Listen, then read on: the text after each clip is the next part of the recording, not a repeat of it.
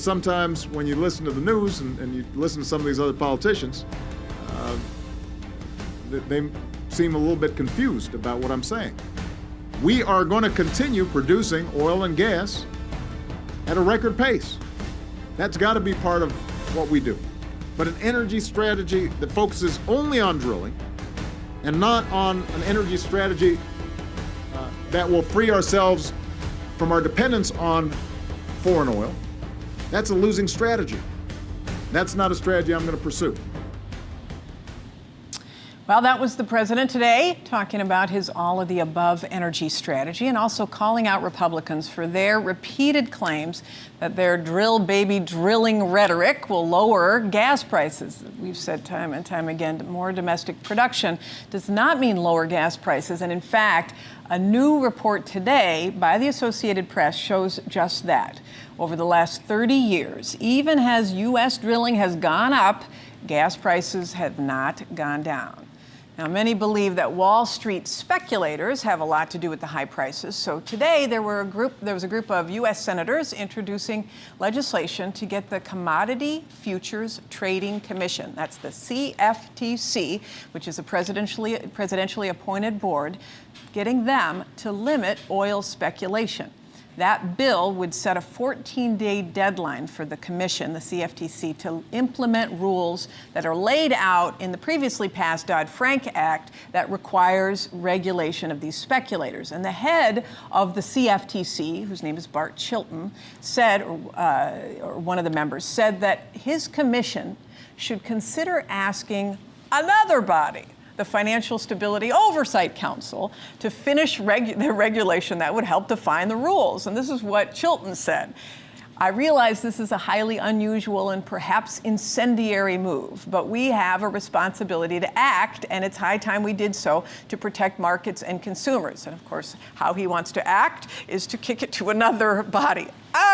Joining me now is one of the 5 senators who introduced the legislation to crack down on oil speculators, Senator Richard Blumenthal, the Democrat of Connecticut, and he's joining us from Washington. Senator, thanks for joining us. We actually had Senator Bernie Sanders on a couple of weeks ago about this subject, but the actual introduction of the bill was today?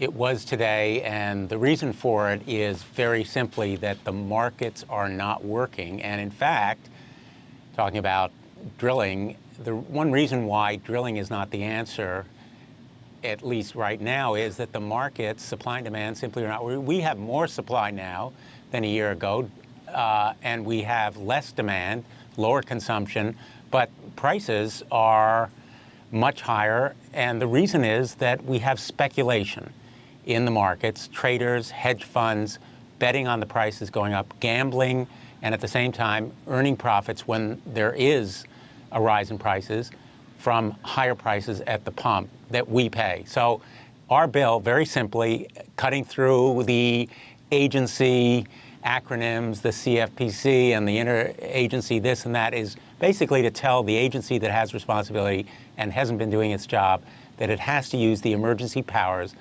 that it should exercise to restrain speculation, impose limits on how much anyone can buy in those futures markets. And here's the most telling statistic for me, Jennifer, and you know about this stuff because you've been an attorney general, you've been a governor. The amount of future contracts are controlled, 80% or more of them, by people who don't take delivery of the product. In other words, they're not the airlines or the truckers, they're people who don't take delivery. When you say people, those are the speculators, but they're really Wall Street firms like what? Goldman Sachs, Morgan Stanley, they're entities like that, right? Exactly right. They're on Wall Street. They don't necessarily have to be, all of them, located on Wall Street, but they are dealing through Wall Street tactics and really speculating on and exploiting the kinds of international factors that cause fear and apprehension, whether it's closing the Straits of Hormuz or Iranian shutdowns of their oil products. But the point is that if the markets were working, that exploitation wouldn't work. And that's the reason that we need the commission to exercise its powers. Now, the commission already has this power. It was passed in the Dodd-Frank bill. It was supposed to have taken effect, a year ago, and they were supposed to have drafted the rules that would limit this. They took a draft, and they've done that, right? And then they kick it over to the Securities and Exchange Commission, who's supposed to do something else. But in the meantime, all of these speculators filed a lawsuit, right, to prevent these rules from taking effect. What does your bill do to be able to circumvent the lawsuit that the lobbyists for the investment community filed? The lawsuit was against the Commodities Futures Trading Commission, saying that it could not impose this rule, position limits, which basically say that speculators can't corner the market, can't, in effect, exercise their financial powers. And we circumvent it. I wouldn't say circumvent in any improper way, but we use a different section of the statute that says use the emergency powers, which gives the Commodities Futures Trading Corporation to curb excessive speculation, to make sure that the kinds of market manipulation taking place will not have an effect. And I've asked for another move as well, and that is for the United States Department of Justice to investigate any price fixing, price gouging, any of the illegalities, using its subpoena power, compelling witnesses, as well as documents, and maybe even using the grand jury if there is evidence of illegality. Collusion, yeah. So the action that you took today is going to be, I mean, if it's in fact passed by the Senate, I don't know, do you have bipartisan support on it, or do you have Republicans who are resisting? We don't have bipartisan support, and I'm hopeful that we will.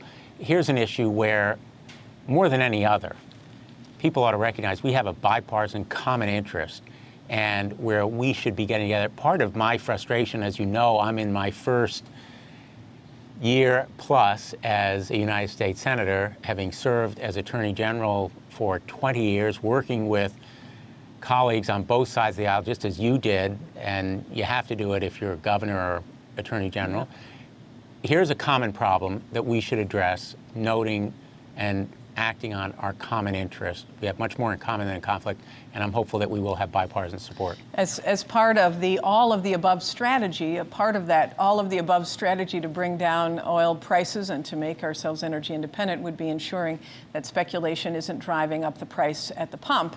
The CFTC is appointed by, or two of the members at least have been appointed by the president and the other bodies as well. How quickly could something like this happen if they use their emergency powers?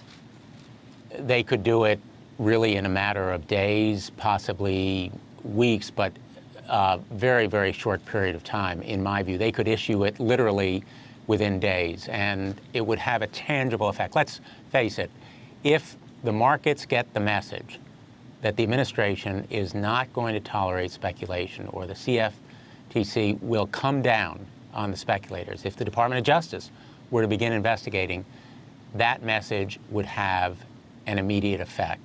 And, there's a real point to what the president said. He's right. We need all of the above. And cracking down on speculation has to be one of the above. Otherwise, none of the above will work. If the markets don't work, all of the drilling, all of the renewables, all of the other means that the president quite rightly wants to use will not affect, because the markets are key to a successful effort to fairly gauge prices. Well, Connecticut Senator Richard Blumenthal, thank you so much for joining us in the warm. It's really great to see you again. Up next, Republicans like to trumpet themselves as the protectors of personal freedom. It's a particularly disingenuous claim when it comes to voting rights, and we'll talk about that next. And later, Brett Ehrlich has finally found something that he and Mitt Romney have in common. Coming up, Mitt Romney whips out the pythons, the Monty Pythons. Don't go away.